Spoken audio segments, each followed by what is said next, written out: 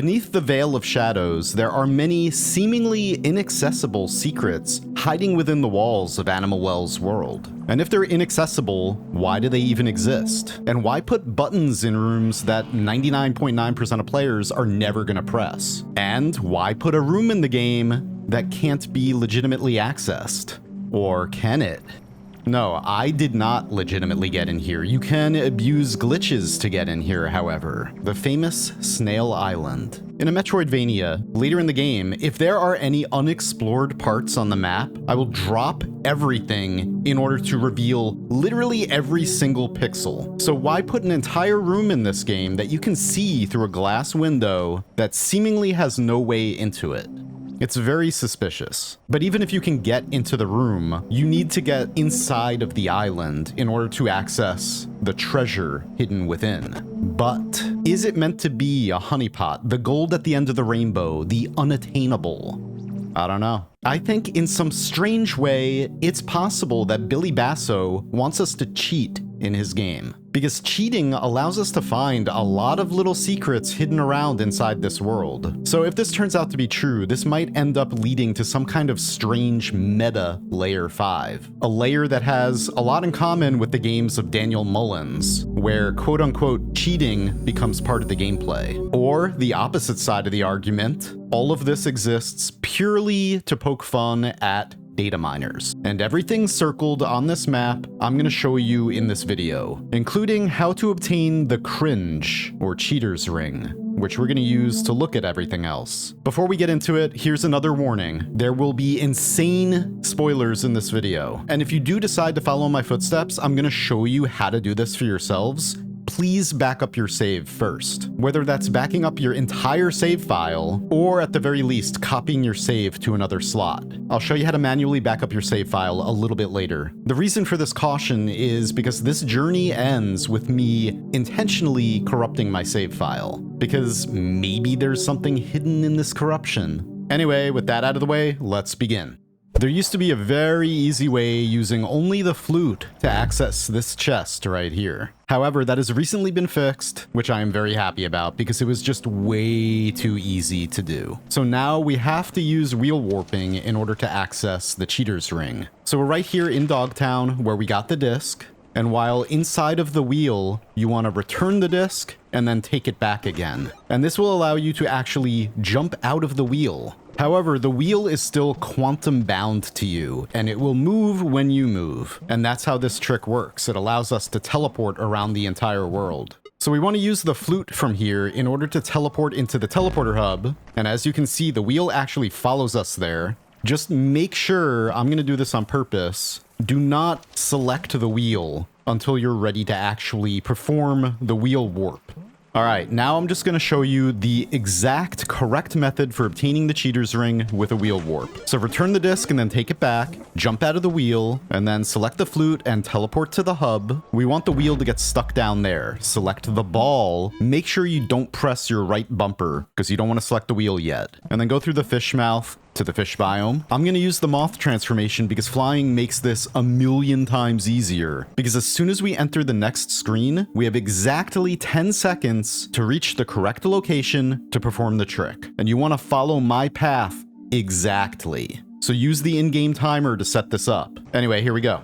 I entered at 10 seconds after. We're just gonna head up and then around this block and then into this alcove. Now, as soon as the timer hits 20 seconds, you wanna select your wheel and then open your inventory 2 frames later. Yeah, so this is, in my opinion, much more consistently performed by simply pressing the right bumper and the triangle button or the open inventory button at the exact same time. But it is a difficult trick. Your timing is extremely important, as is your positioning and route through that room. I'm not going to tell you you can't get lucky and do this on your first try, but chances of that happening are very slim. If you see this chest, you know you're in the right spot. If you see your eyes, then you also know you've done it correctly. More often than not, you'll be able to teleport into the room. However, you opened your inventory too early or too late, and then you just die.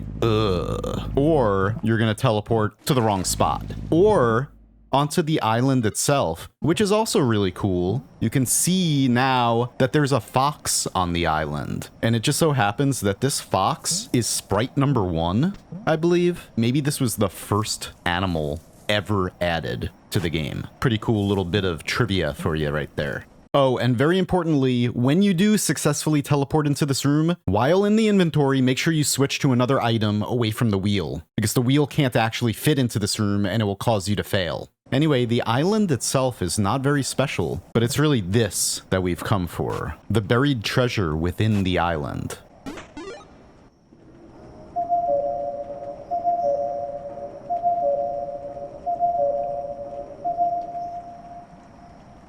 The Cheater's Ring.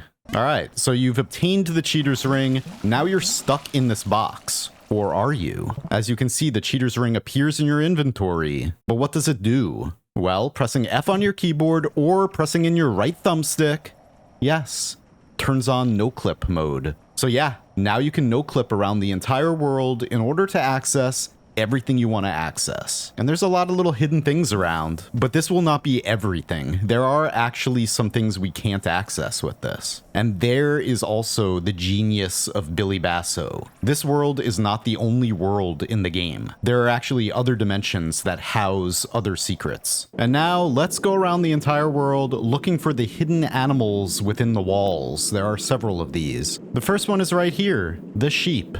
My wool is damp and matted. Perhaps a song will make you feel better.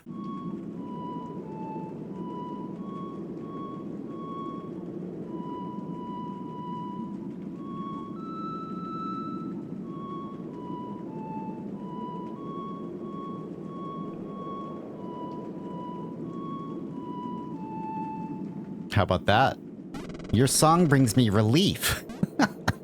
Nice, good job. Anyway, we're right here within the walls. So yeah, there are animals scattered around that if you play them a song, it doesn't matter what, you play them anything on the flute, their dialogue actually changes. And the next one is here in the jungle, the sloth. Sing me a lullaby, mommy.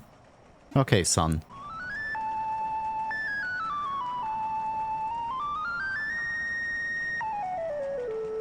How'd you like that beautiful song? I am a sleepy baby.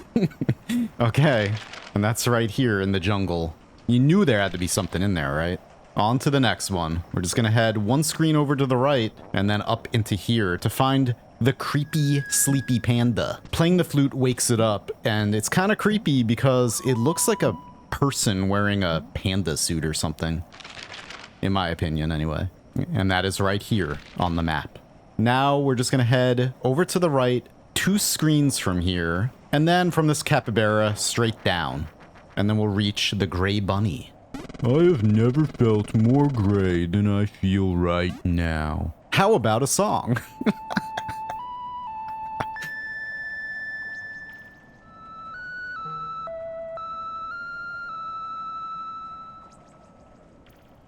This world is strange.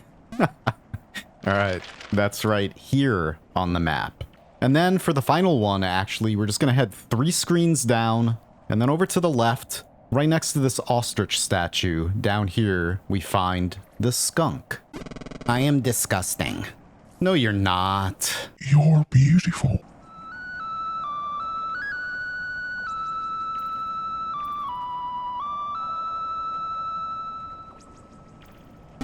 I think you were doing a good job. How cute. Anyway, we're right here next to the groundhog telephone, which I'm gonna go to right now in order to save my game, because now I'm gonna show you the locations of all of the cheater bunnies. This is very important, so listen up. If you touch a single one of these bunnies at any time, you will permanently lock yourself out on that save file of being able to reach the bunny temple, the ability to reach the time capsule, and by extension, the ability to obtain the headphones. So please back up your save or just copy your save to another slot. I just wanted to make sure I warned you about this because the information is out there from other people, and I've been getting comments on my bunnies video and on my time capsule video saying, hey, I have all the bunnies, but I can't reach the bunny temple. It just doesn't show up. this is why. Yeah, so there are 9 bunnies scattered around the world in unobtainable places, and if you touch a single one of them, no bunny temple, no moth transformation, no time capsule,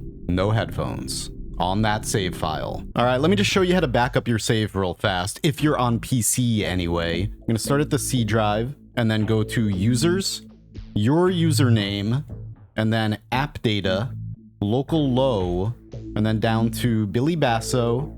You're not gonna have this backup folder yet. Here's your save in this Animal Well folder. I'm just gonna copy both of these, and then make a new folder. You just go New, and then Folder, to make whatever, and then name it whatever you want. I just name mine Backup, and then just paste those files you just copied into that folder. Anyway, now let's just go and break everything. The first of the cheat bunnies is in a room directly beneath where we found the sheep, on the right side of the well. Just gonna go through the ground right here, and then we'll find this very interesting room containing both the bunny and a song we can play on the flute. That song is the same song you may have seen speedrunners use to teleport to the very center of the well where all the animal flame statues are. And that is right, up, upright, up, down, left, down, down. A very, very useful song, and that is how it was found. Although, speeding up the music of this room does resemble the melody you need to play on the flute in order to teleport to it, interestingly enough.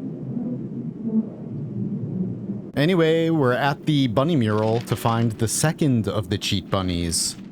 We just want to drop down where you find your puzzle piece and then go through the right wall, and you'll find this next one. The third of the cheat bunnies can be found right here, on the left-hand side of the big chasm leading into the Illuminant Cavern area of the game. The bunny itself is down at the bottom of this short track.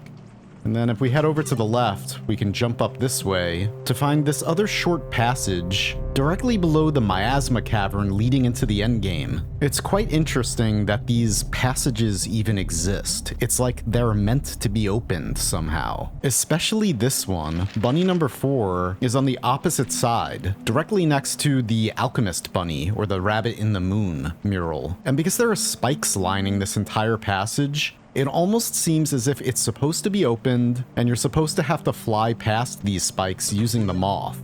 The background of the room itself also looks very interesting, like glass panes, but nothing has been found so far.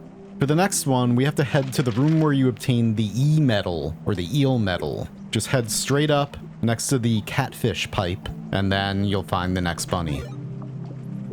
Cheat bunny number 6 can be found in Dogtown, right here on the map. We're just gonna head through the wall to the right, and then at the bottom of this next room is that next cheat bunny. The rooms containing the final 3 cheat bunnies also contain 3 pink buttons. While freeing a single one of these bunnies locks you out of those aforementioned post-game secrets, pressing all 3 of these buttons will corrupt your save. That's why I saved these for last. Anyway, there's no use being scared now. Let's just do it. And the wall opens, revealing a probably familiar sight. Yeah, if you're like me, you knew that that wall was gonna open somehow, somewhere. Just like this one right here. The next cheat bunny and the next button directly on the other side of this wall. Yep. Grab the bunny, and then let's fly up and hit that button, bringing us one step closer to permanent corruption. And at last, the final bunny and final button, right here in the jungle to the right of this telephone, directly on the other side of that wall. Keep in mind, pushing this final button will corrupt your save to the point of no return. Look at it up there, singular, defying us to press it. Let's go.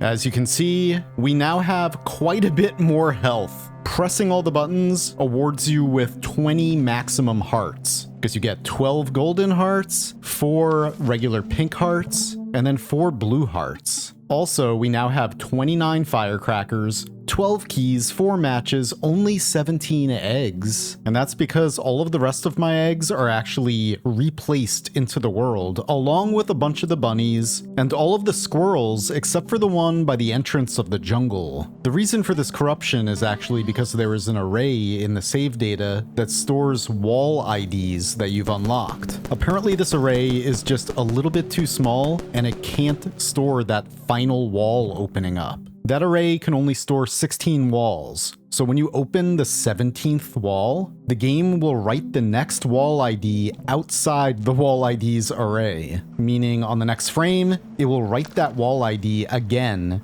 and again and again and again. And what this does is it actually overwrites the step counter, the chest flags, button flags, egg flags, bunny flags, etc. It just overwrites all this data with its own data, effectively reverting the state of these things. Now, even though it can be fully explained in this way, the fact that it hasn't been fixed at all after numerous patches makes me almost think that it might actually be intentional. I mean, again, why even put the cheater's ring in the game? Why put all these buttons in seemingly inaccessible rooms? Why put all these bunnies in seemingly inaccessible rooms? Why put all these animals that have multiple lines of dialogue, depending on if you talk to them for the first time or after playing any music with the flute? It just doesn't really add up. There's something really weird going on with this. So far, we don't yet know if playing the songs to the animals actually does anything, but